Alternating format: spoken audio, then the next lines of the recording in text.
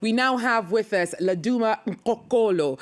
Do excuse my pronunciation. He has been very patiently tutoring me, but my mouth is not working with it. But he is the man behind one of South Africa's most influential global exports, the MaXhosa brand that has been showcased around the world, both in fashion and art circles.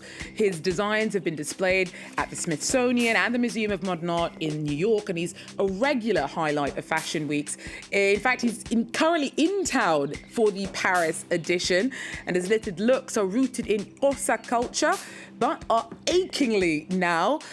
So it is my real pleasure that you've squeezed us in today, Laduma, because I know that you just run in, having just arrived today. Now, first of all, you know, from what I understand, it's a very cool personal story about how you develop your signature patterns and colors.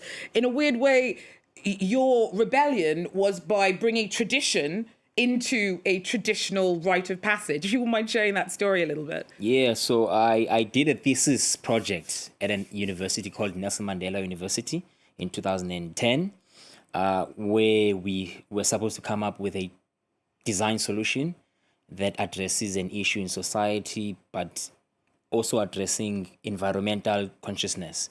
So I came up with an idea of coming up with culture-inspired clothes for a cultural practice that we do as Xhosa people, which is a nation of about 14 million people, where every man that is 18 years old has to go through a tradition of manhood that is a rite of passage of the culture. But before you do the tradition, you have to give away all your belongings, including clothes, and therefore your parents have to buy you premium quality clothes so that they don't ever have to buy you anything. So my idea was to substitute the traditional clothes that they wear, because those clothes are all westernized. Mm-hmm. I believe that it was better off like for us to look at our cultural references to make things that are culturally cool and also modern, because the group that wears those is a group of youth, and therefore they're not really attracted to traditional like Scottish inspired clothes. Mm-hmm. So how was that received at the time? Was that seen as like a big rebellion, or was it, I mean, you're so successful today. You're so iconic in terms of a reflection of, you know, a welcome, growing appreciation of African creativity. But what was it like at the start?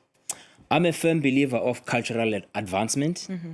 Of course, as you know, we had apartheid in South Africa and colonization in some parts of Africa, and therefore culture didn't evolve because of those reasons, right?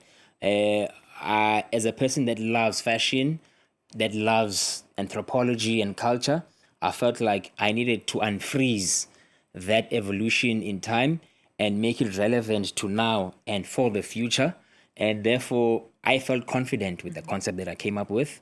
Of course, the opinion and feedback was based on society. It was well received, you know, because at the end of the day, you know, whatever that advances our culture in a positive way is things that we should embrace, especially when it has economic impact. When I started the brand, then I was a one-man show, but then now we employ over 300 people, not just in South Africa. We just opened up a store in New York, so we've employed a few people there and looking to expand as we go.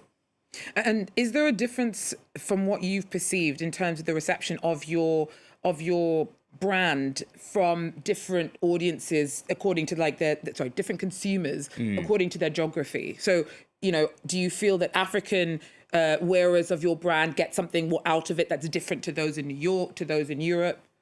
The reaction, of course, is different, because with South Africans, they know the context behind the brand, but in America, they look at it from a broad context as African regalia, and therefore they receive it immediately as something that they're African. They don't go further, but then with time they keep on learning that, you know, this brand was inspired by the Xhosa community, but it does feature some other cultural references from other cultures that are magnificent within Africa. So they appreciate it on those bases. Especially with our take of modernizing it. and not keeping it too traditional, so that it fits within daily wear wardrobe, instead of just wearing it on Africa Month or Heritage Day or specific traditional occasions. We make ready-to-wear products that people can wear on a daily basis. And so what is that line between the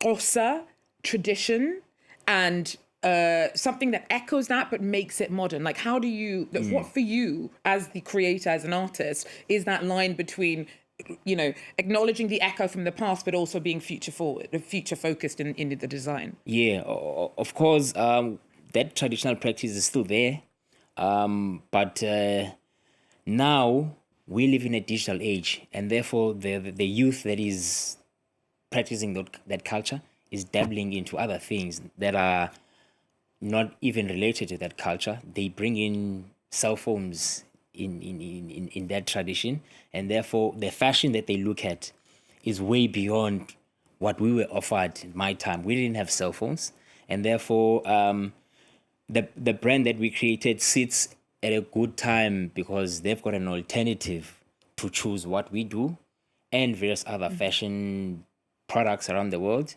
However, the tradition is still quite strict, you know, on what colors they can wear, and that they have to look dignified. And at the end of the day, it's something that is meant to impact you positively and mature you and learn more about your culture and your ancestral lineage. It's quite a dynamic practice, but I could foresee it evolving in terms of the fashion element of it. So, I mean, you're here for Paris Fashion Week. Paris has, you know, been so at the heart of traditional expectations of international fashion ecosystems. All of what you said about the very specific African facets to your hopes of what your work represents, does that have any part in what you do when you come to gatherings that are so important to your industry, gatherings like Paris Fashion Week or New York Fashion Week or London Fashion Week? It is important because I feel like I have a responsibility to bring a different dynamic into fashion weeks. Of course, the African perspective is not being given the platform that is strong. We as designers have the responsibility to make sure that Africa is well represented. It doesn't only have to be me. There's various other amazing designers that are coming out of Africa, not just in Africa, in the African diaspora as well. But however, we're not on the headline of the fashion week. And therefore, I think that given the next 5 years or 10 years, we stand at a point where we will headline fashion weeks and have our voices heard and also acknowledged by the biggest publications in the world. Thank you so much, Laduma. I mean, before I leave you, you know, what you said there really does echo what UNESCO was pointing out just last year, that Africa holds all the cards to become one of the world's next fashion leaders. This despite so much African creativity already having informed the current leaders. But thank you so much for taking the time to come and speak to us, for your work. You know, good luck on Fashion Week. Laduma Ngxokolo. Okay, I'm going to do this. Ngxokolo. Oh, I think that was better. Almost. Well, I'm going to practice. Thank you so much for making the time to come and speak about some of the work that you're doing with MaXhosa.